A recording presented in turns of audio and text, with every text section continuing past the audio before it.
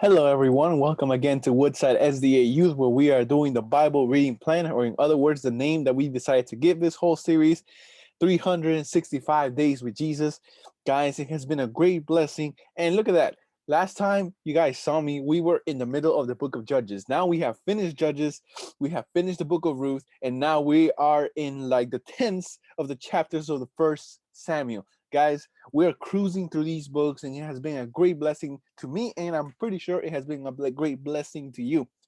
Now, I have fallen a little behind on the reading, but I am using the free time I have during the Sabbath to catch up. So I very encourage you guys to make a plan to catch up, because it's not just about like, oh man, I want to tell people that I finished reading it. No, you should tell yourself, man, I want to receive those blessings, those messages that God had for me in the reading.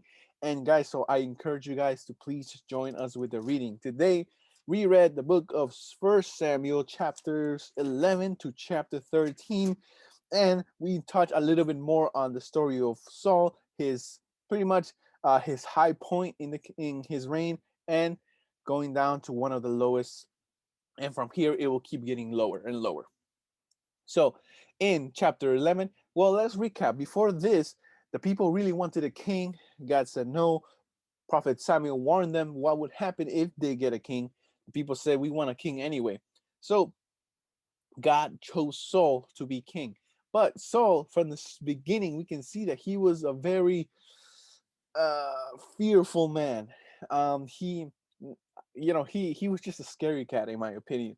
Like, he didn't want to be shown in front of the people. He didn't really think that he can step up to the king, which is okay.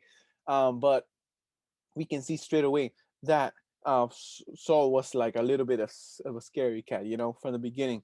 In chapter 11, though, once a lot of people didn't really see King Saul as a king, King Saul becomes a hero in chapter 11, where uh, the people from the of the Ammonites decide to attack Jabesh Gilead, right? And this place didn't really have help. They were about to get obliterated by the enemy. But King Saul said, I will help you guys. King Saul created an army. He divided it into three. He did some attack strategies, and he was victorious. And everybody loved him. He became a war hero. He was proclaimed king. Everybody loved him. And what is very interesting, which is something I didn't know, that King Saul gave all the praise to God in this chapter, right? Then in chapter 12, we see Samuel addressing the people in King Saul's coronation. So when people accepted King Saul finally as their king, the new inauguration happened, the coronation happened, and it's very interesting to see what Samuel actually told them. Like, in coronations, you'd be like, well, I hope your king is amazing. I hope your king is great. I hope God is with the king. But King Samuel actually used this opportunity to tell them, you guys are kind of making a mistake. But if you obey God, this will end up in a disaster. But it will if you disobey. And you guys are wicked, so it's gonna happen. You guys are gonna mess up. So that's what the people Prophet Samuel told the people, which is kind of, uh, this should have woken up the people, saying, man, we kind of messed up, or now that we're here, let us try our best, to improve and stuff like that, our relationship with God. But we all know the story. In chapter 13, though, after King Saul became a war hero, after he praised God, after he gave all the credit to God for all the things that he did, not not even a lot of years into his reign, that he already messed up. He was ready to fight the Philistines, and the people were fearful, but he was supposed to wait on Prophet Samuel to build an altar, to offer an offering to the Lord. Samuel delayed, and so King Saul did it himself. He disobeyed God's word, God's command, and he also disobeyed Samuel's instructions. So when Samuel actually got there, he says, you messed up. You made a big mistake. Your kingdom was supposed to last forever. Now it's not, right? And now people, I'm pretty sure some of you can read this chapter and be like, man, that's so harsh. That's just one mistake. But we don't know that. I think Saul, even though it's not really written here, I'm pretty sure he has done so many mistakes during his first 2 years as a king, that here it looks like it was just like, you know another one of those big mistakes, that he was just coming close to the end. He does more mistakes later on in the chapters, but we will get to that later. Another interesting fact, before we get to tomorrow's reading, which I'll see you again tomorrow, which is a chapter that I really, really like, we see that when the people of Israel are about to go to war, nobody has actual weapons.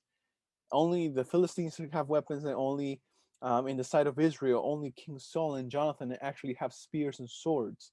But everybody else of the army of Israel, they had to bring what they have from home. So if they have an axe, they will bring it. If they have a cooking knife or something like that, they will bring it. Whatever they used to farm, they will bring it as a weapon. They didn't really have weapons. They were really handicapped in terms of battle, in terms of army, right?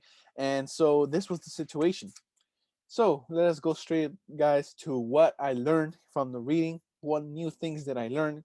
Well, I learned that Saul gave so much praise to God, gave him all the credit in his first battle. It was very nice to see that even at the beginning, he kind of trusted God. He was on the right path, but it's also sad how he ended up.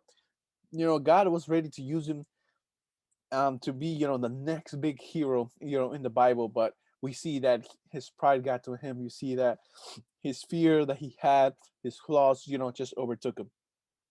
Also, I didn't know that in chapter 12 that Samuel told the people, because of your wickedness, I'm gonna pray now, and rain and thunder is gonna fall upon you guys, and it actually did fall upon them. But the people, repented at that time. That was very interesting. Now I have a question. It said here, let me see. So there in one of these chapters, it talks about the fear of the Lord came upon the people, right? Oh, in chapter 11. Now this was because they heard about the battle, or the battles that they had to fight to deliver Jabesh Gilead, right? And that's when King Saul motivated them. But it says the fear of the Lord came upon these people. So did God give them fear, or he allowed them to have fear? And what is this fear of the Lord? Uh, Actually, let me just read it. Maybe it can mean something else. Mm, mm. So, okay, so yeah, so God gave them the fear of the Lord, and they were actually motivated, right, to attack. So my question is, what exactly is this the first phrase that we see fear of the Lord, like people actually receiving fear of the Lord? So, but this motivated them. So it must be something good, in my eyes, even though some people may interpret this as God put fear in their hearts, but it actually means that in their hearts, they decided to submit to God, And I want to know if there's any other place where it talks about the fear of the Lord entering people's hearts. And yeah, so let us go straight into the third part of this video, which is what can I apply to my everyday life? So, what messages can I find here? One interesting message that I found was in chapter 12, where, like I said before, Samuel was telling the people, you guys really, really messed up. There's a part where Samuel tells the people, when you guys mess up, please turn to the Lord, because if you turn aside, you will go after empty things which cannot profit or deliver, for they are nothing. And I'm pretty sure God is telling them, no, Samuel's talking to them about the idols that they have, right? So he says, you guys are going to turn to these idols, but they're nothing. They're not going to deliver. You think they are, but they're not. And it kind of makes me think of my spiritual life and, my everyday life, when I go to do things, when I face problems and I want to fix them, in ways that the world tells me that, these things will get fixed. Whether it could be, you know, just random examples where you try to get money to pay your bills, but in the wrong way. When you try to, start a relationship in the wrong way, or when you, just are in deep trouble, you're trying to get out, and instead of clinging to God, you cling to other things that, society offers as solutions. It can be psychics, or it can also be, like I told you, some criminal things. And we think these are the things that are going to save us. We think these are the things that are going to help us. We sometimes go to the extent of thinking that these things, maybe God put them in our way for us to, be able to get out of the situation. But I think that, many times we kind of like the Israelites in the way that we kind of depend on other things apart from God, even though God has shown us so many times that He's able to deliver us, so many times that He's able to help us out of the situation. Yet, we still run to these things that have no solution, because those things are empty.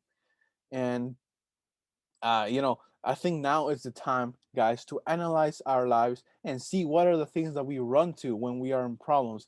And if it's not God, we can run to a lot of things, but if we're not running straight to God first, if something else is taking God's place in your life, and you know that this thing is not reliable, you know that this thing is not really good for your life, if you know that these things actually empty, within it, I think it's time for us to say to God, God, I'm sorry that I put other things in front of you. I'm sorry that I go to other people for help instead of you.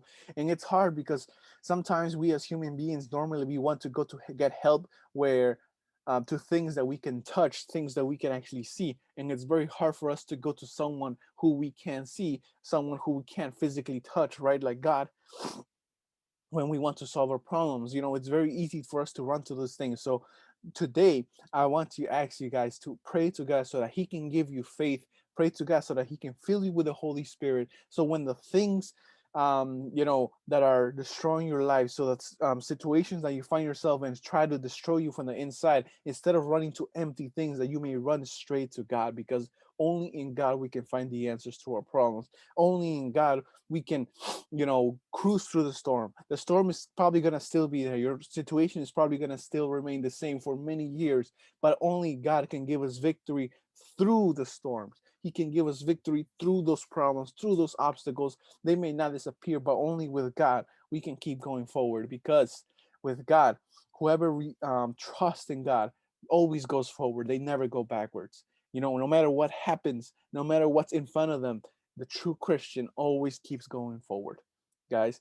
And that is the message I have for you today. I love the book of First Samuel and Second Samuel. I cannot wait until we get there, guys, and just share all these messages with you. Tomorrow, I'm very excited for the reading because it's one of my favorite stories of the Bible. So please stay tuned, and I'll see you again tomorrow. God bless you.